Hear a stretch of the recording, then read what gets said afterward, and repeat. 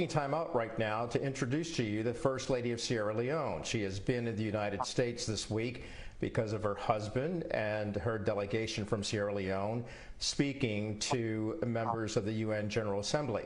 Joining us now is the First Lady of Sierra Leone, Fatima Bio. It's a pleasure to have you, Your Excellency. Thank you for joining us this hour.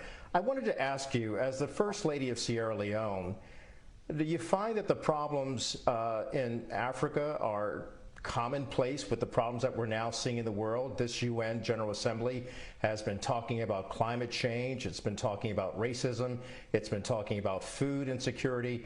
Those are problems that seem to be pervasive all around the globe right now, and of course they've been talking about COVID-19. There's so much that is happening around the world now. We are trying to find an opportunity in ways that the world can move.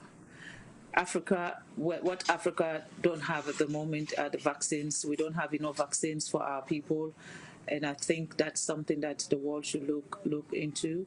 I mean, they're begging people within around the West for them to take the vaccines. We don't have the vaccines. We need the vaccines. If we have the vaccines, we'll take them. And because we want our economy, we want our people, we want to protect everything that is relevant to us in Africa. In terms of climate change, we all have to take this one very seriously. This is not just a problem for America or a problem for Australia, where you see if it's not fire, it's rain, it's hurricane. No, climate change is affecting everybody, it's affecting the whole world. We need to make that our priority and find solutions to these problems. You were talking about the scarcity of vaccines for countries in Africa. Sierra Leone is no exception to that, and your husband has been talking about it when he addressed the UN General Assembly. Do you think there's been some vaccine apartheid, if you will, in the fact that African nations have not received the vaccines as they should? Rightly receive it because of the fact that everybody is involved in this pandemic and needs to be protected in order to defeat this war that we're having on COVID-19. Indeed. Well, there is no African country that is actually making vaccines for Africa. So that's a huge challenge because all the vaccines are being made in America, England, Europe, and India, and some from China. So we depend on them giving us the vaccine so that we can also protect our people. But if these vaccines are not given to Africa, and Africa is part of the world, Africa is also part of the universe. No matter how you try to protect every part of the universe, if you leave Africa out, you are not protected because Africans are traveling around the world. Africans are going to go to places. And if you have the vaccines, people are having vaccines and they keep these vaccines or they are not able to utilize the vaccines until they are expired. When so many people in Africa are craving or looking for vaccines for them and their people.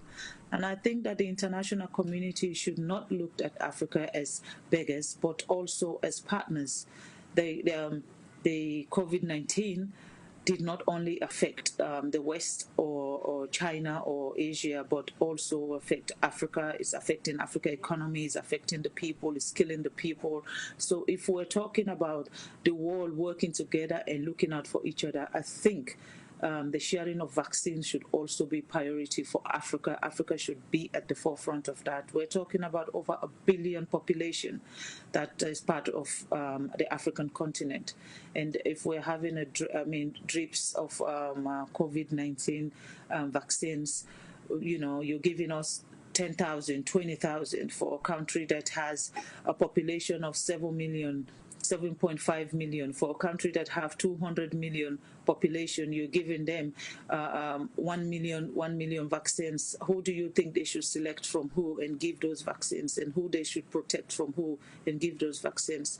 Why don't they make the vaccines a universal thing that everybody have access to it and everybody can have it and take it and protect their people? Because protecting Africa is like protecting the world too. Very important message from the First Lady of Sierra Leone, Fatima Bio. And tomorrow, part 2 of my interview with the First Lady focuses on her efforts to empower and protect women and so many other things that she's involved in. Plus, she discusses why Black Americans should do business with Sierra Leone in the future. Again, that's tomorrow, right here on The World Tonight.